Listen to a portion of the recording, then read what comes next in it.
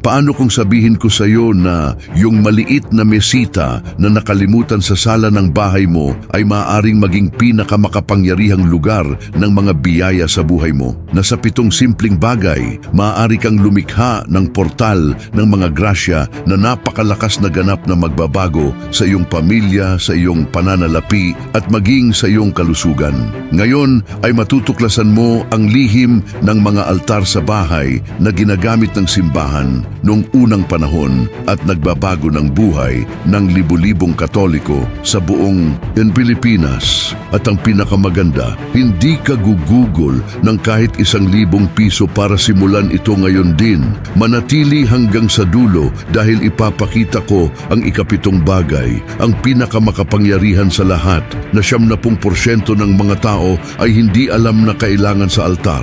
At pansin, mayroong malubhang pagkakamali na maaaring harangan ang lahat ng iyong mga biyaya at ipapakita ko sa iyo ng eksakto kung paano ito iiwasan. San Padre Pio ng Pietrelcina, ang santo ng mga estigmas na nagdala ng mga sugat ni Kristo sa loob ng 50 taon, ay paulit-ulit na sinasabi sa kanyang mga espiritual na anak, gawin ninyong maliliit na simbahan ang inyong mga bahay. Alam niya ang isang lihim na ngayon ay nakalimutan na ng modernong simbahan. Si Padre Pio ay may regalo ng bilokasyon, gumaling ng libu-libong tao, nagbalik loob ng mga ateista sa pamamagitan lang ng kanyang tingin. Pero alam mo ba kung ano ang unang bagay na pinapayo niya kapag bumibisita sa mga pamilya? Magtalaga ng isang espasyo sa bahay bilang altar sa bahay. Santa Teresa ng Avila, doktora ng simbahan at reformadora ng Carmelo, ay sumulat sa kanyang mga liham na ang bahay na walang altar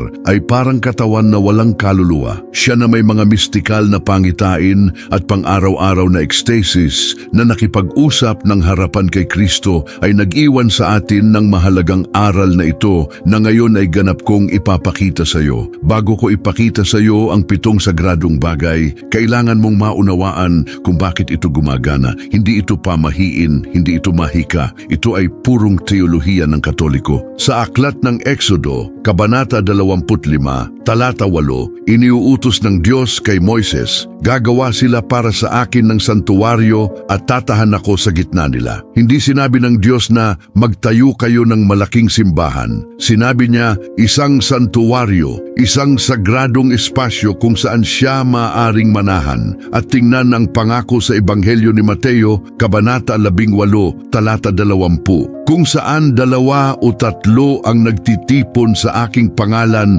naroon ako sa gitna nila. Ang iyong bahay, kapag itinalaga, ay nagiging lugar ng pagtitipon na iyan kay Kristo. Ang simbahan noong unang panahon ay walang malalaking templo sa unang 300 taon. Ang mga Kristiyano ay nagtitipon sa mga bahay. Sabi sa mga gawa ng mga apostol, Kabanata 2, Talata 46, nanatili silang nagkakaisa sa panalangin na naghahati ng tinapay sa mga bahay. Bawat tahanan ay maliit na santuwaryo. Ang altar sa bahay ay hindi bagong imbensyon. Ito ay pagbabalik ng tradisyong libu-libong taon na matindi ang ginawa ng mga unang Kristiyano. Kapag naglagay ka ng altar sa bahay, ginagawa mo eksakto ang itinuro ng mga apostol sa unang mga komunidad. Ang 7 sagradong bagay ng altar sa bahay. Ngayon ay maging maingat ka dahil ipapakita ko ang 7 bagay na kailangan sa iyong altar sa tamang pagkakaayos at may mga tiyak na panalangin para sa bawat isa. Bawat bagay ay may espiritual na layunin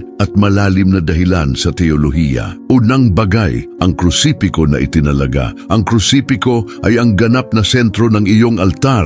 Hindi pwede kahit anong krusipiko. Kailangan ito ay gawa sa kahoy o metal, hindi kailanman plastic dahil kailangan itong itinalaga ng isang pari o ng may-ari mismo sa pamamagitan ng tiyak na panalangin. Ilagay ang krusipiko sa sentro, sa pinakamataas na posisyon. Lahat sa altar ay umiikot sa krus dahil lahat ng biyaya ay nagmumula sa sakripisyo ni Kristo sa Kalbaryo. Sinabi ni San Pablo sa unang liham sa mga taga-Korinto, Kabanata 1, Talata 23, kami ay nangangaral kay Kristong ipinako sa krus. Ang teolohiya ay nagtuturo na ang krus ay tulay sa pagitan ng langit at lupa. Kapag inilagay mo ang krusipiko sa altar, idineklara mo na ang espasyong iyan ay nasa ilalim ng pamamahala ni Kristo. Walang puwersa ng kadiliman ang maaring manahan kung saan ang krus ay nakaupo. Panginoong Hesukristo na namatay sa krus dahil sa pag-ibig sa akin, pagpalain mo ang krusipikong ito upang maging instrumento ng biyaya,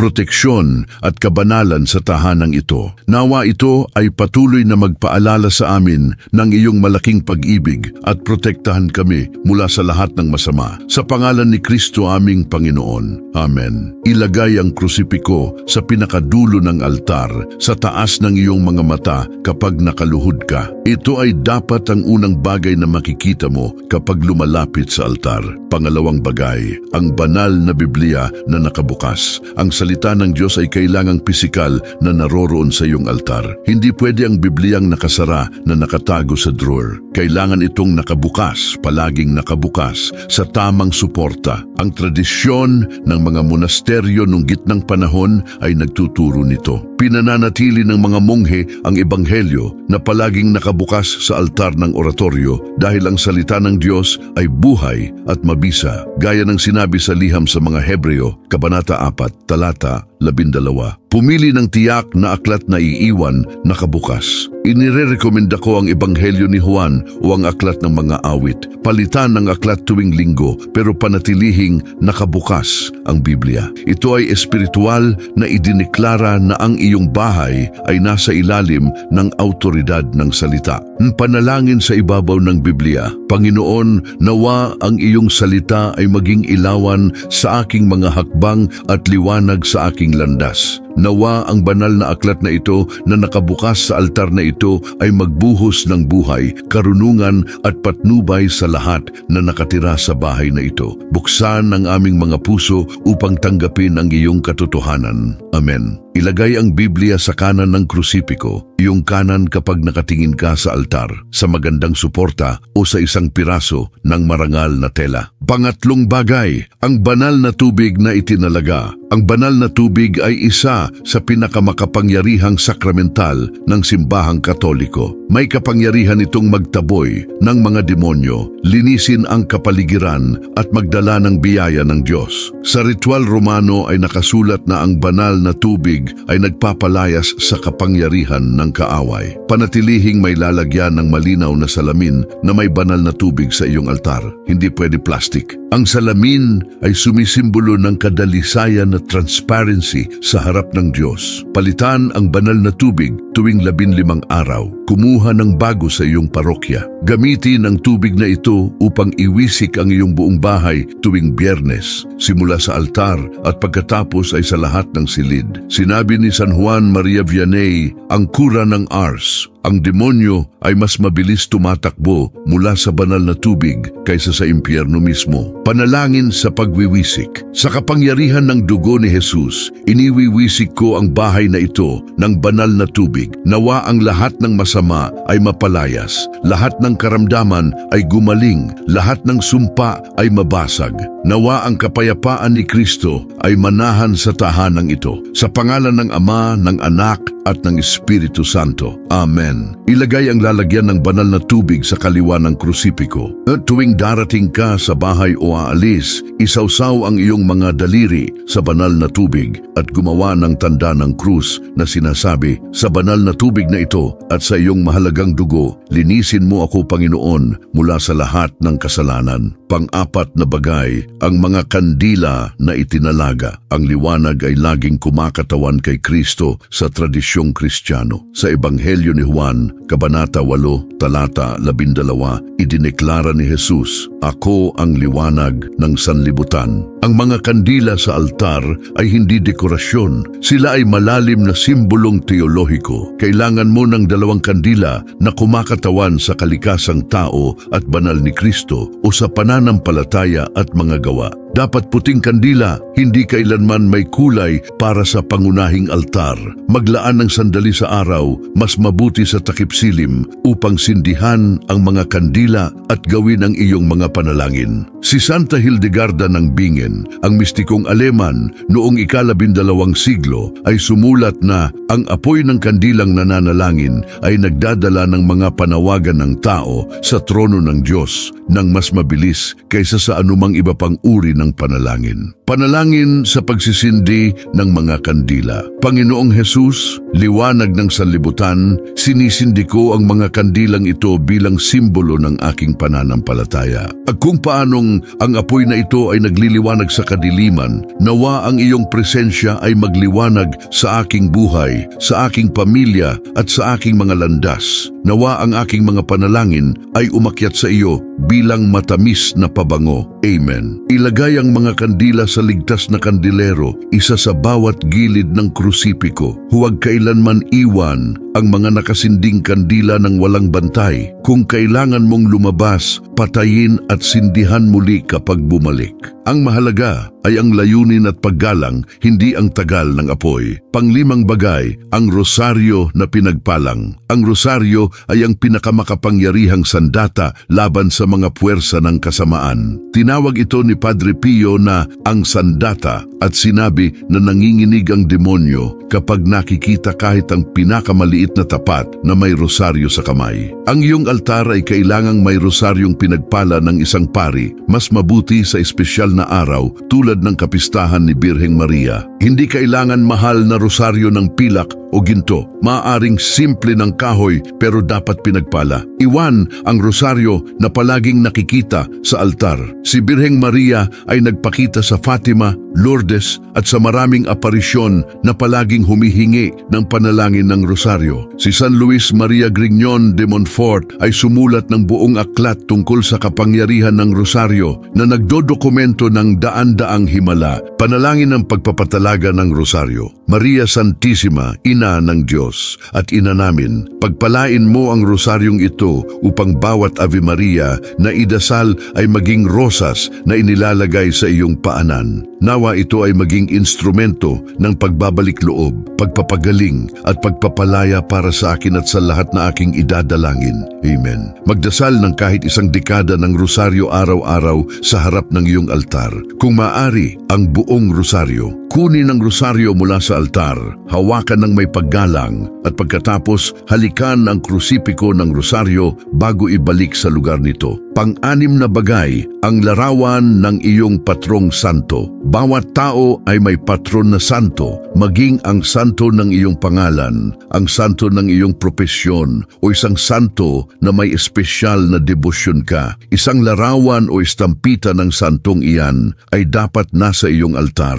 Hindi kami nagsasalita ng pagsamba na para lamang sa Diyos. Nagsasalita kami ng paggalang na siyang respeto at pag-ibig na ibinibigay namin sa mga kaibigan ng Diyos na nasa langit na. Malinaw na ipinaliwanag ng Konseho ng Trento ang pagkakaibang ito. Ang teolohiya ng komunyon ng mga santo ay nagtuturo na ang mga santo sa langit ay namamagitan para sa atin sa harap ng Diyos. Kapag inilagay mo ang larawan ng iyong patron na santo sa altar, idineklara mo ang iyong pagkakaisa sa simbahang nagtagumpay sa langit. Banggitin ang pangalan ng iyong patron na santo, pagkatapos ay sabihin, "Gloryosong tagapamagitan sa harap ng Diyos, tingnan mo ako at ang aking pamilya. Iharap ang aming mga pangangailangan sa Panginoon, gabayan ang aming mga hakbang sa landas ng kabanalan, protektahan kami mula sa mga panganib ng kaluluwa at katawan, maging aming tagapagtanggol sa langit." Amen. Kung hindi mo alam kung sino ang iyong patron na santo, pumili kay San Jose para sa mga lalaki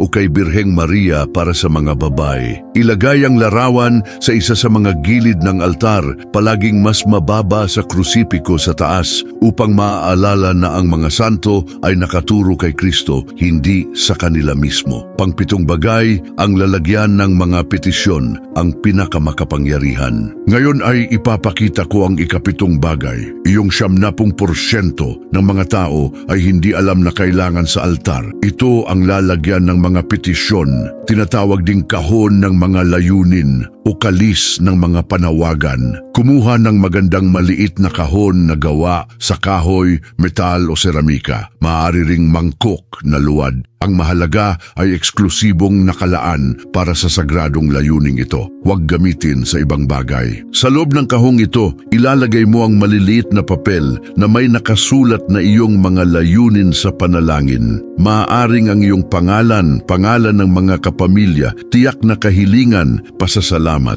Ang tradisyon ng mga monasteryo sa disyerto sa sinaunang Ehipto ay ginagawa na ito noong ika-4 na siglo. Kapag sumulat ka ng layunin at pisikal na inilagay sa altar sa harap ng krusipiko, ginagawa mo ang itinuro ni Jesus. Humiling kayo at tatanggap kayo. Ang pisikal na gawa ng pagsusulat at paglalagay sa altar ay konkretong gawa ng pananampalataya. Si Santa Teresa ng Lisieux, ang maliit na doktora, ay may ganitong kahon sa kanyang silid sa Carmelo. Inilalagay niya ang mga layunin na dumarating sa liham at nagdarasal para sa bawat isa araw-araw. Pagkatapos ng kanyang kamatayan, nang buksan ang kahon, natagpuan ang daan-daang papel at na dokumento na 87% ng mga layunin ay natupad ng napatunayan. Paano gamitin ang lalagyan ng mga petisyon? Sumulat ng iyong layunin sa maliit na papel, malinaw pero maikli. Tiklop ang papel at ilagay sa loob ng lalagyan sa altar.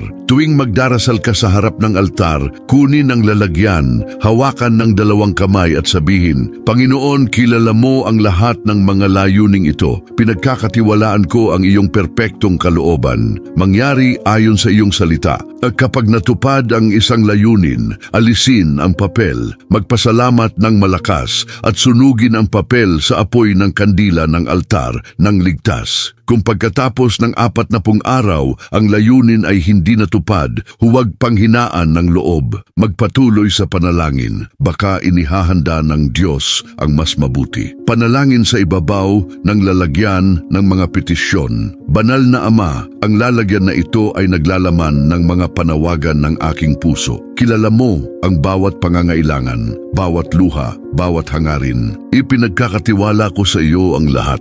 Mangyari ang iyong kalooban sa aking buhay. Kung ang anumang kahilingan ay hindi ayon sa iyong perpektong plano, bigyan mo ako ng karunungan upang tanggapin at pananampalataya upang magtiyaga. Amen. Ilagay ang lalagyan ng mga petisyon ng eksakto sa harap ng altar sa pagitan mo at ng krusipiko. Ito ay kumakatawan sa iyong mga pangangailangang tao na iniharap sa Diyos. Ngayon ay ibabahagi ko sa iyo ang tunay na mga testimonya ng mga taong naglagay ng altar sa bahay na sumusunod ng eksakto sa mga tagubiling ito. Maging maingat dahil baka makakakilala ka sa isa sa mga kwentong ito. Maria Cruz sa Quezon City. Si Maria ay 8 buwan nang walang trabaho. Diborsyado na may 2 anak na palakihin. Malapit nang mawala ang bahay. Sumulat siya sa akin ng desperado. Pinayo ko siyang maglagay ng altar sa bahay na may 7 bagay na ito. Sa ika-15 araw pagkatapos maglagay ng altar,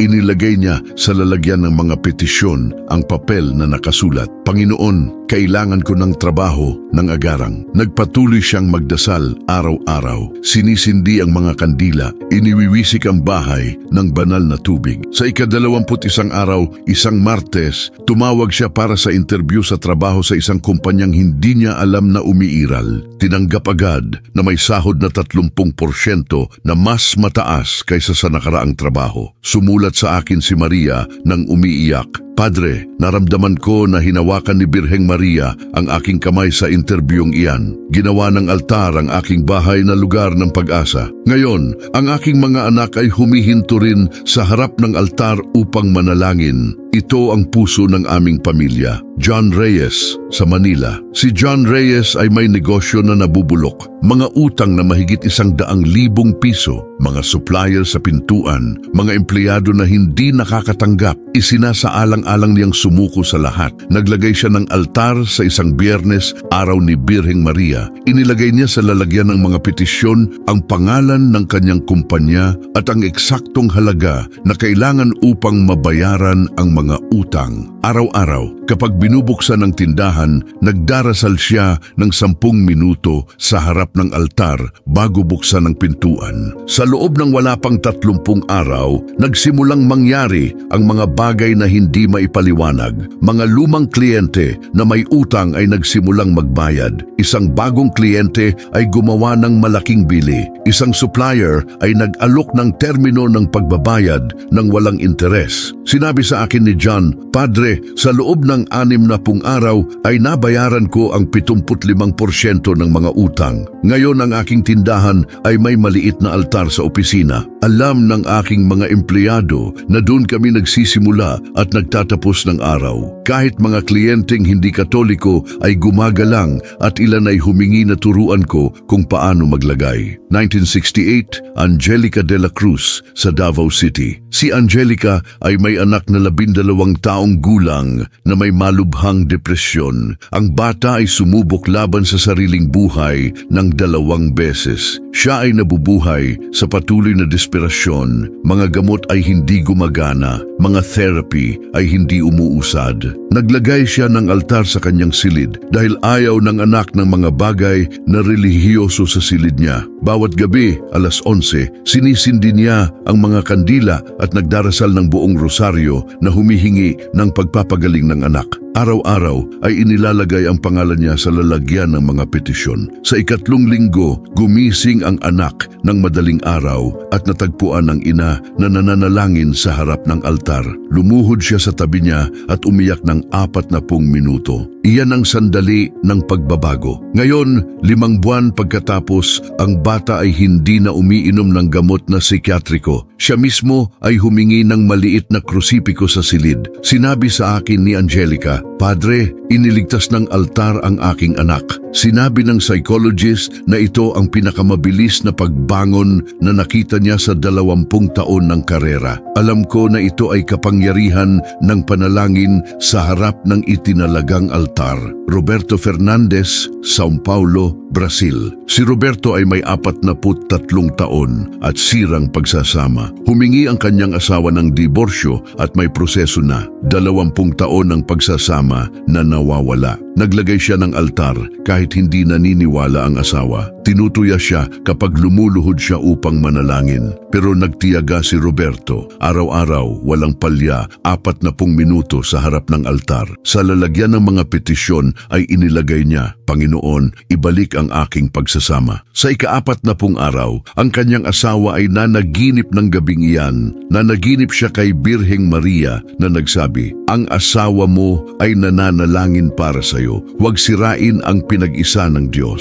Gumising ang asawa ng gulat, pumunta sa sala kung saan naroon ang altar at sa unang pagkakataon ay lumuhod sa tabi ng asawa. Umiiyak silang magkasama. Kinansela ang diborsyo. Ngayon ay nagte-therapy sila bilang mag-asawa at ang buong pamilya ay nananalangin ng magkasama sa harap ng altar. Sinabi sa akin ni Roberto, "Padre, ang altar ay hindi mahika. Ito ay pagtitiyaga ng pananampalataya. Nakita ng aking asawa na iba na ako, mas matiyaga, mas mapagmahal. Una akong binago ng altar at yan ang nagbago ng aking pagsasama." Mary Joy Ramos. Mula sa Caloocan si Mary ay may 38 taon at 12 taon nang hindi makabuo. Nagawa na niya ang 7 subok ng in vitro fertilization, lahat na bigo. Naubos ang lahat ng ipon. Sinabi ng mga doktor na imposible. Naglagay siya ng altar sa isang Lunes. Inilagay ang larawan ni Birheng Maria na buntis sa tabi ng krusipiko. Sa lalagyan ng mga petisyon ay sumulat lamang, "Panginoon, bigyan mo ako ng anak."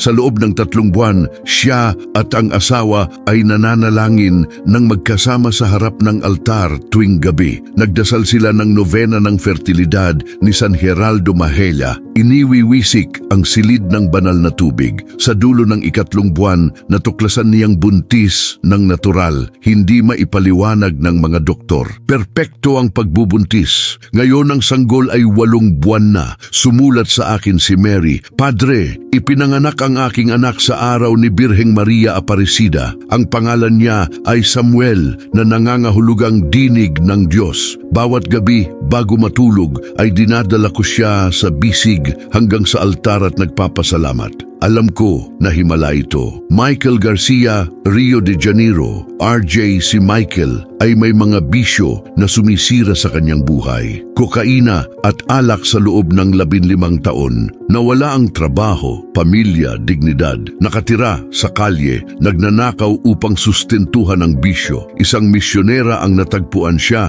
at dinala sa isang tahanan ng pagbangon na Katoliko. Doon siya natuto tungkol sa altar sa bahay. Kahit walang bahay, naglagay siya ng maliit na altar sa sulok ng pinagsasaluhang silid sa kanlungan. Ang 7 bagay sa isang kahon ng sapatos na may tela. Pero tinatrato niya ang espasyong iyan bilang pinakasagradong sa mundo. 5 beses sa isang araw ay humihinto siya sa harap ng altar na iyan at sumisigaw, "Panginoon, palayain mo ako." 3 buwan pagkatapos ay malinis na siya. 6 na buwan pagkatapos ay nakakuha ng trabaho. 1 taon pagkatapos ay umupa ng maliit na apartment. Ang unang bagay na ginawa niya ay maglagay ng magandang altar.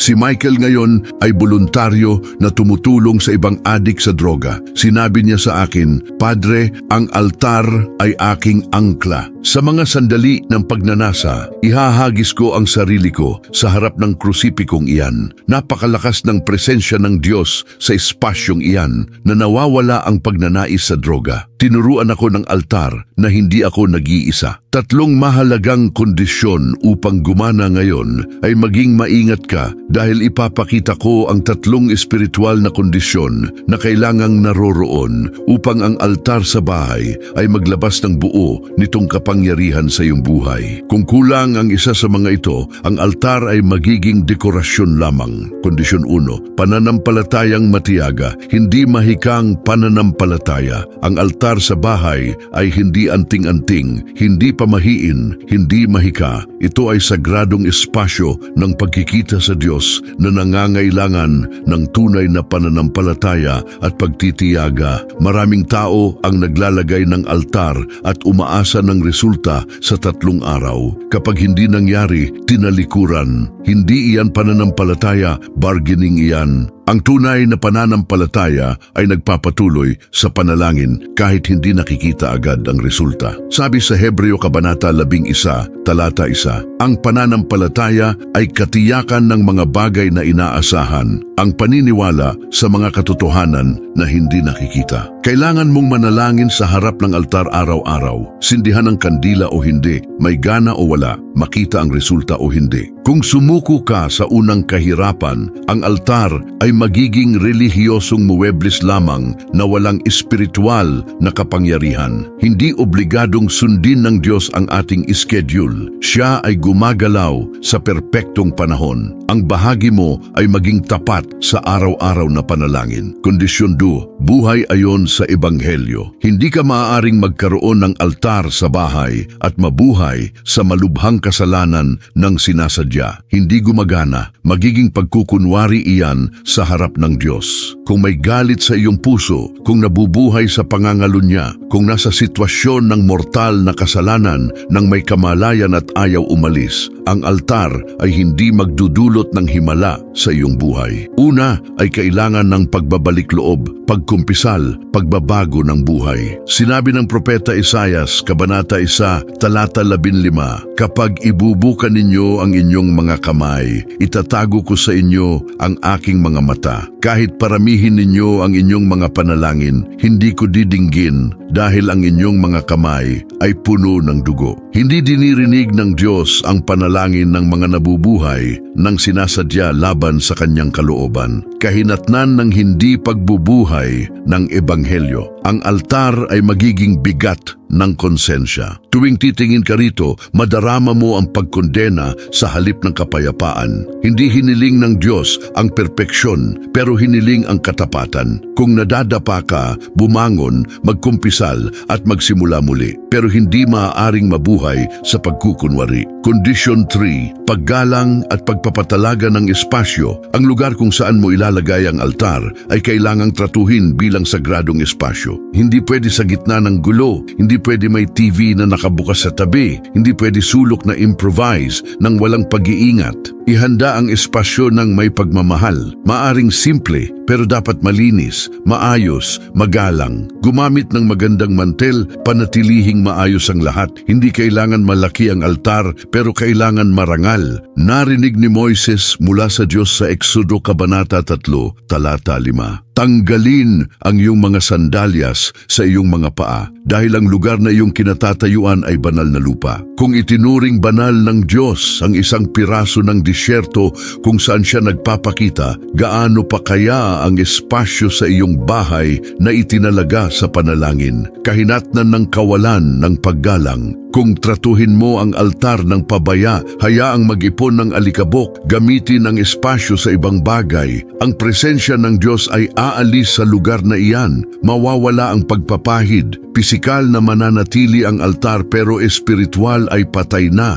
3 senyales na gumagana ito. Paano mo malalaman na ang altar sa bahay ay nagdudulot ng espiritual na kapangyarihan sa iyong buhay? May 3 nakikita at progresibong senyales. Ang unang senyales ay ang pagbabago ng kapaligiran sa bahay. Ang mga pumapasok ay nagsisimula ng magkomento, gaano katahimik ang bahay mo? Anong kapayapaan ang nadarama dito? Kahit hindi alam na may altar, nabawasan ng mga away, mas tumatahimik ang mga bata. Gumaganda ang tulog.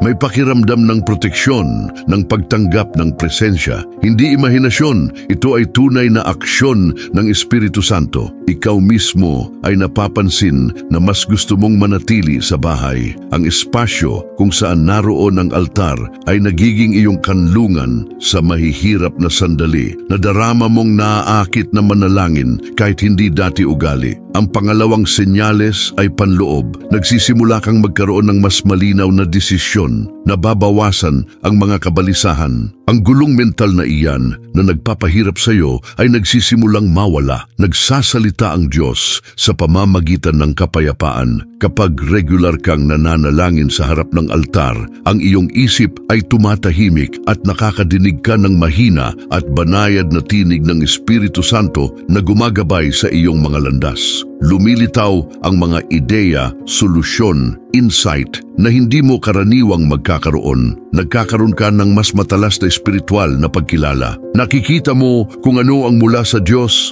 at kung ano ang tukso ng kaaway. Ang pangatlong senyales ay ang mga pagbabago sa panlabas na pangyayari. Mga oportunidad na sarado ay nagsisimulang bumukas. Tamang tao ang lumilitaw sa tamang sandali. Dumating ang supply pinansyal ng hindi inaasahan. Hindi nangyayari lahat ng sabay. Ito ay progresibo. Isang tagumpay dito, isa roon. Pero napapansin mo ang pattern. Pagkatapos mong maglagay ng altar, nagsimulang gumalaw ang mga bagay. Nagsimulang mabasag ang mga tanikala na nagbubuklod sa iyo. Mga biyayang nasusukat, iyang utang na pinatawad, iyang trabahong lumitaw, iyang eksamen na normal, iyang anak na nagbalik loob, iyang bisyong na pagtagumpayan. Tunay na resulta na maipaliwanag lamang sa pamamagitan ng banal na interbensyon. Ngayon ay ipapakita ko ang 3 karaniwang pagkakamali na ginagawa ng mga tao kapag naglalagay at gumagamit ng altar sa bahay. Ang mga pagkakamaling ito ay ganap na humaharang sa mga biyaya.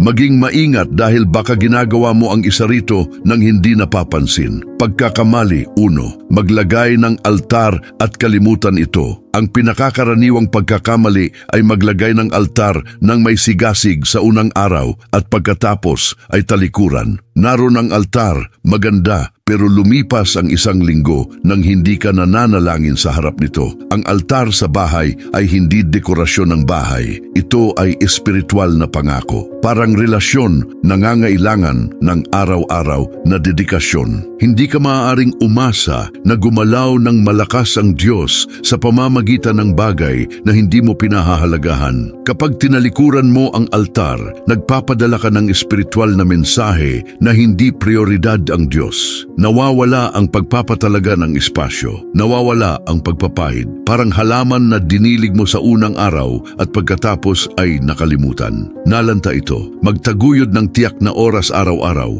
upang manalangin sa harap ng altar, kahit 5 minuto lang. Maaaring pagkagising o bago matulog. Ang mahalaga ay lumikha ng sagradong routine, mag-set ng alarm sa cellphone kung kailangan, gumawa ng pangako sa Diyos at sa sarili mo na huwag hayaang lumipas ang 1 araw nang hindi nananalangin sa harap ng altar. Pagkakamalido, gamitin ang altar lamang upang humingi, hindi kailanman magpasalamat. Ang pangalawang malubhang pagkakamali ay gawing counter ng mga kahilingan ang altar. Pumupunta ka roon lamang kapag may kailangan. Hindi kailanman pumupunta lamang upang sumamba, pumuri, magpasalamat. Hindi makina ng benta ang Diyos sa langit. Siya ay Ama. Ang relasyon sa Diyos ay dapat batay sa pag-ibig, hindi sa interes. Kung hinahanap mo lamang ang Diyos sa pangangailangan, ang iyong pananampalataya ay makasarili at hindi pa hinog. Tumututol ang Diyos sa mga palalo at nagbibigay ng grasya sa mga mapagkumbaba. Mahalaga ang pasasalamat sa buhay espiritual. Kapag humihingi ka lamang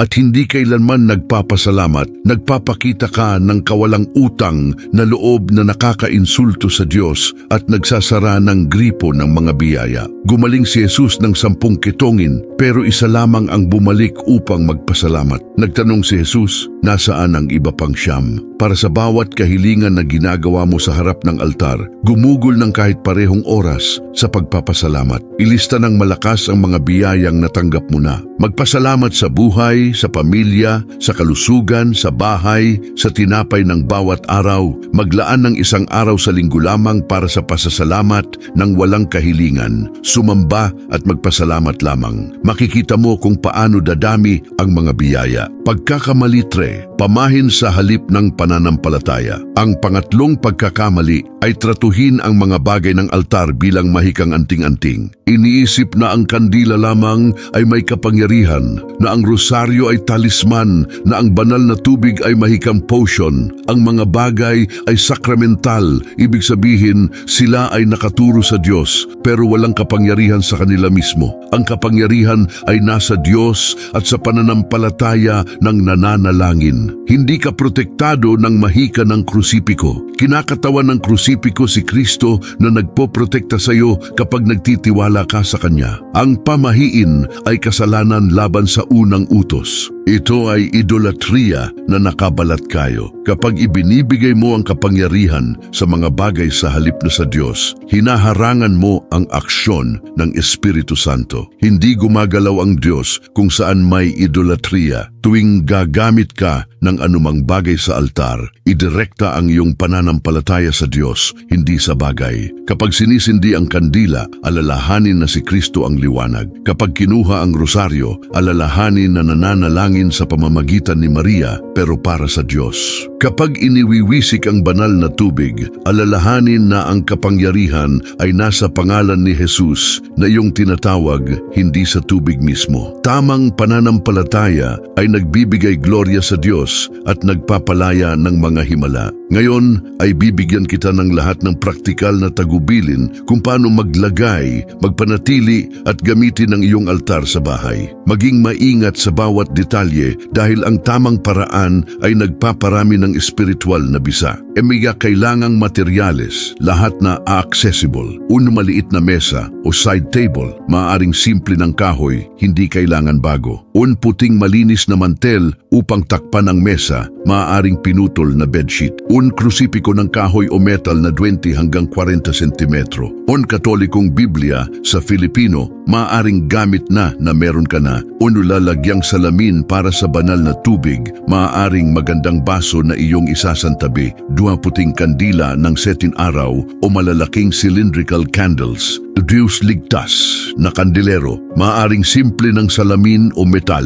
Un rosaryo, maaaring simple ng kahoy. Un larawan o estampita ng iyong patron na santo. Un maliit na kahon para sa mga petisyon, maaaring ng kahoy, seramika o kahit dekoradong kahon. Maliliit na papel at panulat upang sumulat ng mga layunin. Saan maglalagay ng altar? Pumili ng lugar sa bahay na tahimik kung saan maaari kang manalangin nang hindi patuloy na naaabala, malinis at maayos, hindi sa gitna ng gulo. Kung saan walang TV na nakabukas ng direkta sa tabi, mas mabuti sa silid, sala o opisina. Sulok kung saan maaari kang lumuhod ng komportable. Maaring silid ng mag-asawa, individual na silid, sulok ng sala, maliit na opisina. Hindi kailangan nakikita ng mga bisita. Ang mahalaga ay naaabot para sa iyo at sa iyong pamilya. Ang paraan ng pag-aayos ng mga bagay sa altar ay may espiritual na kahulugan. Pinakadulo ng altar, mas malayo sa iyo. Sentro, krusipiko sa pinakamataas na posisyon. Ang kanan ng krusipiko, Biblia na nakabukas sa suporta. Kaliwa ng krusipiko, lalagyan ng banal na tubig. Gitna ng altar, isang kandila sa bawat gilid ng krusipiko. Larawan ng patron na santo sa isa sa mga gilid. Ikaw ang pumili kung alin. Ang rosaryo ay maaaring nakabalot sa base ng krusipiko o sa tabi ng larawan ng santo. Harap ng altar, mas malapit sa iyo. Sentro, lalagyan ng mga petisyon. Kung may espasyo, maliit na bangko o unan upang lumuhod. Paano magtalaga ng altar unang araw? Ang ideal na araw upang maglagay at magtalaga ng iyong altar ay Biyernes, araw ni Birheng Maria, o Sabado, paghahanda sa linggo. Hakabang sa hakbang ng pagpapatalaga. Linisin ng mabuti ang napiling mesa ng tubig at sabon. Patuyuin ng ganap. Ilagay ang puting mantel na tumatakip sa buong ibabaw. Ayusin ang lahat ng 7 bagay sa pagkakaayos na itinuro ko. Kumuha ng banal na tubig sa simbahan. Kung wala, gumamit ng mineral na tubig at humingi sa pari na pagpalain pagkatapos. Lumuhod sa harap ng altar at gawin ang sumusunod na panalangin ng pagpapatalaga. Panalangin ng pagpapatalaga ng altar. Panginoong Diyos na makapangyarihan sa lahat, lumikha ng langit at lupa, lumalapit ako sa iyo ng may kababaan at pananampalataya upang itaalaga ang espasyong ito sa aking bahay bilang sagradong altar ng panalangin. Nawa ang lugar na ito ay maging tahanan ng iyong presensya, kanlungan ng iyong kapayapaan, pinagmumulan ng mga biyaya para sa akin at sa lahat na nakatira sa bahay na ito. Itinatalaga ko ang altar na ito sa iyong anak na si Hesukristo, aking tagapagligtas. Nawa siya ay maghari dito bilang ganap na Panginoon. Nawa ang krus ay aking proteksyon, ang salita ay aking liwanag, ang Espiritu Santo ay aking gabay. Hinihiling ko ang pamamagitan ni Maria Santissima, Ina ng Diyos at Ina namin, upang pagpalain ang altar na ito at lahat ng panalangin na gagawin dito. Tinatawag ko ang lahat ng mga anghel at santo ng langit upang bantayan ang sagradong espasyong ito at iharap ang aming mga panawagan sa trono ng Diyos. Nawawalang puwersa ng kasamaan ang magkaroon ng kapangyarihan sa lugar na ito. Nawa mabasag ang lahat ng sumpa, gumaling ang lahat ng karamdaman, matugunan ang lahat ng pangangailangan sa pamamagitan ng mga panalangin na gagawin sa altar na ito. Ipinagkakatiwala ko sa iyo, Panginoon, ang aking buhay, aking pamilya, aking mga pangarap, aking mga takot, aking mga pag-asa. Nawa ang altar na ito ay maging espiritual na puso ng bahay na ito. Sa pangalan ng Ama, ng Anak at ng Espiritu Santo. Amen. Pagkatapos ng panalangin, iwiwisik ang banal na tubig sa anyong krus sa buong altar. Sindiin ang 2 kandila sa unang pagkakataon. Magdasal ng buong rosaryo nang nakaluhod sa harap ng altar. Hayaang masunog ang mga kandila ng kahit 1 oras. palaging binabantayan. Dalas ng araw-araw na praktika, minimum na araw-araw para sa mga may kaunting oras. 20 minuto pagkagising o bago matulog. Sindiin ang mga kandila. Magdasal ng Una Ama Namin, Tres Aba Ginoong Maria at Juan Luwalhati sa Ama. Gumawa ng kusang panalangin na ihaharap ang araw o magpasalamat sa araw. Patayin ng mga kandila. Ideal na araw-araw para sa mga maaaring maglaan ng higit na oras. 20 hanggang 40 minuto, mas mabuti palaging parehong oras. Sindiin ang mga kandila, magbasa ng isang kabanata ng Biblia o meditasyon ng araw, magdasal ng kahit isang dekada ng rosaryo, oras ng personal na panalangin na ihaharap ang mga layunin, katahimikan na kontemplatibo, ang kaminuto lamang na nakikinig sa Diyos. Patayin ang mga kandila ng may pasasalamat, mga praktika sa linggo, Lunes, linggo ng trabaho, humingi ng proteksyon at karunungan. Martes,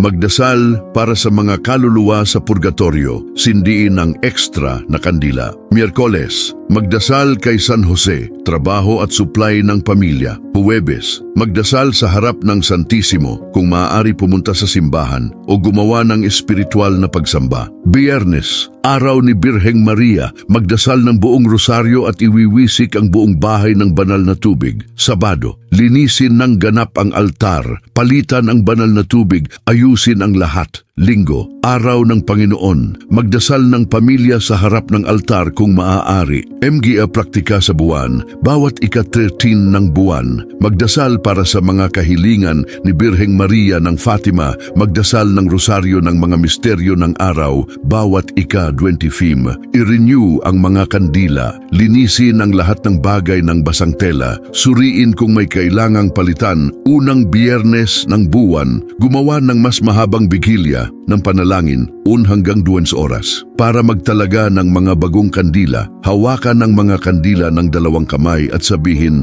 Panginoon, pagpalain mo ang mga kandilang ito upang ang kanilang liwanag ay kumatawan sa presensya ni Kristo sa altar na ito. Nawa tuwing sinisindi, ang aking puso ay mag-alab ng pag-ibig sa iyo. Amen. Para i-renew ang banal na tubig. Tuwing magdadala ng bagong banal na tubig mula sa simbahan, ibuhos ang lumang tubig sa paso ng halaman o hardin, hindi kailanman sa alkantarilya. Hugasan ng mabuti ang lalagyan. Ilagay ang bagong tubig na sinasabi, nawa ang banal na tubig na ito ay maging instrumento ng paglilinis at biyaya sa tahanang ito. Amen. Para magdagdag ng mga bagong layunin sa lalagyan, sumulat ng panulat, hindi lapis, ng malinaw pero maikli. Tiklop ang papel, hawakan sa mga kamay at magdasal, Panginoon, kilala mo ang layuning ito ng aking puso. Ipinagkakatiwala ko ito sa iyong mga kamay. Mangyari ang iyong kalooban. Amen. Pagkatapos, ilagay sa lalagyan. Kailan at paano itapon ang mga elemento? Mga gastos na kandila, maaaring itapon sa karaniwang basura pagkatapos ganap na maubos. Wala nang pagpapatalaga pagkatapos maubos ng tuluyan. Lumang banal na tubig, huwag kailanman itapon sa alkantarilya o basura. Ibuhos sa mga halaman,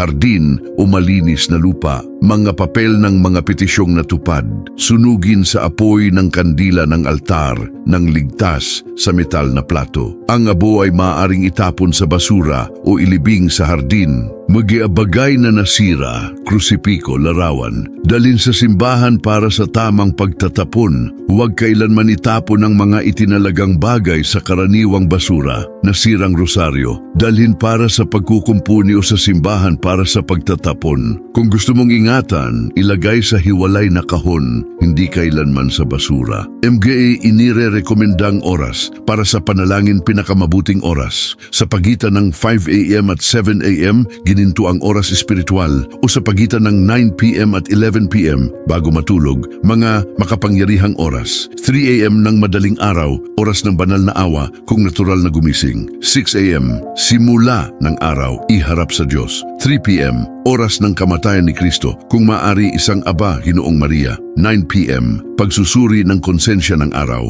Ang mahalaga ay hindi ang perpektong oras, ito ay ang regularidad. Pumili ng oras na maaari mong panatilihin araw-araw. Ang espiritual na disiplina ay mas mahalaga kaysa sa mistikal na oras. Kung may pamilya ka, ang altar ay maaaring maging espiritual na puso ng bahay, kasama ang maliliit na bata. Hayaang tumulong silang magsindi ng mga kandila, binabantayan. Turuan ng maikli at simpleng panalangin sa harap ng altar. Hayaang ilagay nila ang kanilang sariling mga kahilingan sa lalagyan. May mga guhit kung hindi marunong sumulat. Gawing sandali ng pag-ibig ang panalangin sa harap ng altar. Hindi nakakainip na obligasyon. Kasama ang asawa, mag-imbita pero huwag pilitin. Manalangin mag-isa na may testimonya ng buhay hanggang maging interesado ang asawa. Kung tatanggap siya, manalangin ng magkasama kahit isang beses sa linggo. Magpalit-palit sa pagbasa ng Biblia at mga panalangin. Kasama ang mga teenager. Galangin kung ayaw lumahok pero panatilihing gumagana ang altar.